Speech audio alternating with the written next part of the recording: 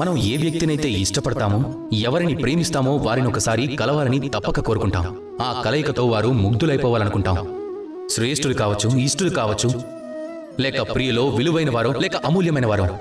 అటువంటప్పుడు మనం ఏం చేస్తాం? మనం ఎంతో ప్రేమగా వారికి తగిన బంగారము, ఆభరణాలు, రత్నాలు, వజ్రాలు, ముత్యాలు తీసుకొస్తాం. నిజానికి అవే సర్వోత్తమమైన బహుమతుల? ఏమాత్రం కాదు. సర్వోన్నతమైన బహుమతి స్వాతంత్రం. వారు కోరిన విధంగా జీవించేటటువంటి స్వాతంత్రం. ఒకవేళ మీరు స్వతంత్రాన్ని ఇవ్వలేని పక్షంలో వారెక్కడో ఒక చోట బందీలైపోతారు. వారి వికాసం ఎక్కడో దగ్గర ఆగిపోతుంది. ఒకవేళ మీరు వారికి స్వాతంత్రాన్ని ఇచ్చినట్లే అయితే గనక వారు యావత్ ప్రపంచాన్ని, ఈ జీవితాన్ని తనదైన దృష్టితో చూస్తారు, అర్థం చేసుకుంటారు. ఏది మంచో ఏది చెడో స్పష్టంగా తెలుసుకుంటారు. ఇక అదే అత్యుత్తమమైన కానుక. కేవలం స్వతంత్రాన్ని ఇవ్వటం వల్లే అంత గొప్ప ఫలం లభిస్తుంది అంటే మీరే నాకు చెప్పండి, ఇంతకంటే గొప్ప కానుక ఏముంటుంది? అందుకే నాతో కలిసి ప్రేమగా పలకండి, రాధా కృష్ణ.